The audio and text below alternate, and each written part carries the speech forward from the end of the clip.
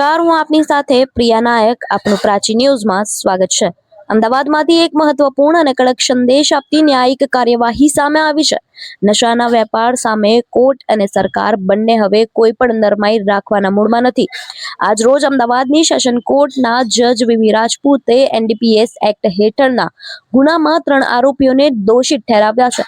જી હા, કોર્ટ દ્વારા એક મુખ્ય આરોપીને 10 વર્ષની સખત કેદ તથા 2 લાખ રૂપિયાનો દંડ ફટકારવામાં આવ્યો છે, જ્યારે અન્ય 2 આરોપીઓને 5 વર્ષની સજા અને 1 લાખ રૂપિયા દંડ ફટકાર્યો છે.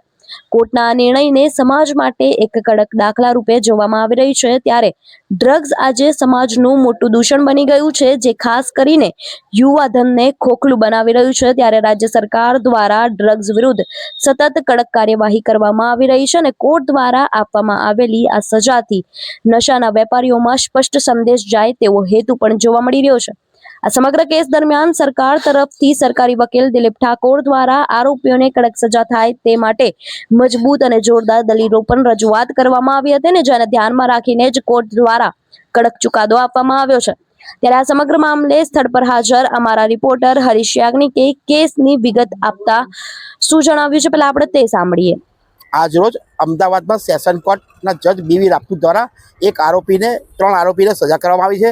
સ્થાનિક એમાં જે સરકારી એડવોકેટ છે ઠાકોર સાહેબ, એમના દ્વારા જોરદાર સરકાર તરફે દલીલ કરવામાં આવી છે. એસઓજી દ્વારા આ ડ્રગ્સનું માદક પદાર્થ પકડવામાં આવ્યો હતો અને અંગે આપણે સરકારી વકીલ ઠાકોર સાહેબ ઉપસ્થિત છે. ઠાકોર સાહેબ, આખી મેટર શું છે અને શું પ્રકારની આખી પ્રકરણ છે? 2023ના વર્ષમાં એસઓજી ક્રાઇમ બ્રાન્ચને બાતમી મળેલ કે જાવેદ ખાન જે અગાઉ એનડીપીએસના ગુનામાં પકડાયેલ છે તે તથા તેના સાગરીત વસીમ અહેમદ તેમજ સબાના બાનુ એમડી ડ્રગ્સનો જથ્થો કેનાલ રોડ ફતેવાડી સરખેજ ખાતે જાહેરમાં વેચાણ કરે છે તેવી બાતમીના આધારે એસઓજી દ્વારા 2 પંચોની હાજરીમાં 3 આરોપીઓને રંગે હાથ એમડી ડ્રગ્સ સાથે પકડી પાડેલ. કેટલી સજા કરવામાં આવી છે? હાઈકોર્ટના જજ દ્વારા કેટલી સજા કરવામાં આવી છે? જે કેસ નામદાર સેશન જજ શ્રી વીવી રાજપૂત સાહેબ નામની કોર્ટમાં ચાલવા પર આવતા નામદાર સેશન જજ શ્રીનાઓએ આરોપી નંબર 1 જાવેદ ખાનને 10 વર્ષની સખત કેદની સજા અને 2 લાખ રૂપિયાનો દંડ, તેમજ આરોપી નંબર 2 વસીમ અહેમદને 5 વર્ષની સજા, 1 લાખ રૂપિયાનો દંડ, તેમજ આરોપી નંબર 3 સબાના બાનુને 5 વર્ષની સજા તેમજ 1 લાખ રૂપિયાનો દંડ કરેલ છે. સરકાર આપણા દ્વારા લોકોને શું સંદેશો આપવા માંગો છો? હું એટલું જ કહેવા માગું છું કે આ એમડી ડ્રગ્સના કારણે હજારો યુવાધન તેમજ લાખો ઘર બરબાદ થઈ રહ્યા છે, જેને ડામવા ખૂબ જ જરૂરી છે. જેથી નામદાર કોર્ટે જે સજા ફરમાવી છે તે યોગ્ય છે. જોવા જઈએ તો સરકાર અને કોર્ટ હવે કડક થઈ રહી છે. બંને એટલા એનડીપીએસ ડ્રગ્સમાં આખા વિશ્વમાં દૂષણ છે. કાર્યમાં ભરે સજા થાય એવો પ્રયત્ન સરકાર તરફે છે, સરકારી વકીલો દ્વારા કરવામાં આવે છે અને બહુ જ સારું ઉમદા કાર્ય સમાજને દાખલો બેસે એવા કાર્ય કરે છે. હરીશાહી સાથે વૈશાળા, પ્રાચી ન્યૂઝ, અમદાવાદ. આપનો પરિચય? Thakor Dilipsinh, NDPS municipal court, સરકારી વકીલ છે.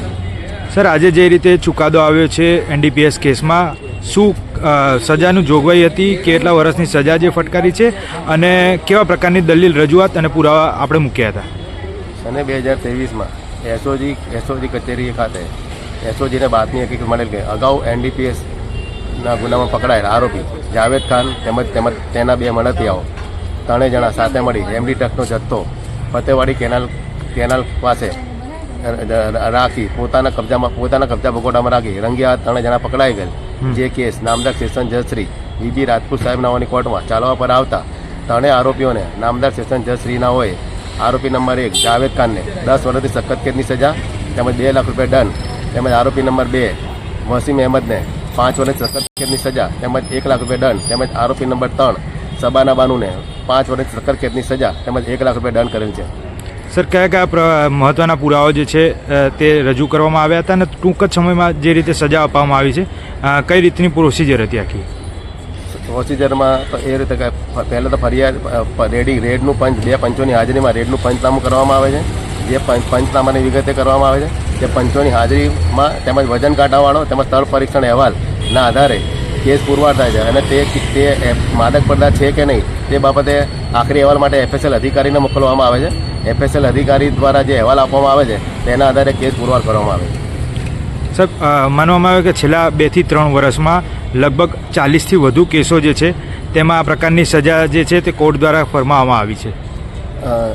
એનડીપીએસ સ્પેશિયલ કોર્ટમાં 9 થી 10 મહિનાની અંદર ટોટલ 42 કેસ તેમજ સપ્લિમેન્ટરી કેસ સાથે 42 કેસમાં નામદાર સેશન જજ શ્રીનાઓએ કન્વિક્શન કરેલ છે.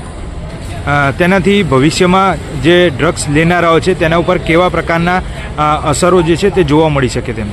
હાલમાં જે યુવાધન ડ્રગ્સના કારણે બરબાદ થઈ રહેલ છે, જે આવી સજાઓના કારણે લોકો આવા ડ્રગ્સની હેરાફેરી કરતા તેમજ સેવન કરવાથી ડરશે અને ભવિષ્યમાં આવનારી પેઢીને નુકસાન નહીં થાય. ઓકે. તો આ હતા અમારા રિપોર્ટર હરીશ યાજ્ઞિક, જેઓ દ્વારા જણાવવામાં આવ્યું છે કે એનડીપીએસ એક્ટ જે ગંભીર ગુનો છે તે ગુનામાં આજે સેશન કોર્ટ જે રીતે કડક સજા ફટકારી છે તે ડ્રગ્સના ધંધામાં સંડોવાયેલા લોકો માટે એક મોટો ચેતવણી ભરેલો સંદેશ છે. કોર્ટનું માનવું છે કે આવી સજાઓમાંથી સમાજમાં નશા વિરુદ્ધ મજબૂત દાખલો બનશે અને કુલ મળીને જોવા જઈએ તો ડ્રગ્સ જેવા ગંભીર ગુનાઓ સામે કોર્ટનો આજે કડક અભિગમ છે તે સમાજ માટે એક આશાનું કિરણ છે. સરકાર અને ન્યાયતંત્ર બંને મળીને યુવાઓના ભવિષ્યને બચાવવાની દિશામાં ગંભીરતાથી પગલાં ભરી રહી છે. ત્યારે આપનું આ ગુનાને લઈને જે સજા ફટકારવામાં આવી છે તેને લઈને આપનું શું કહેવું છે અમને કમેન્ટ બોક્સમાં આપના મંતવ્યો જરૂરથી જણાવજો. તેમજ વિડીયોને લાઇક, શેર અને સબસ્ક્રાઇબ કરવાનું ભૂલતા નહીં. નમસ્કાર.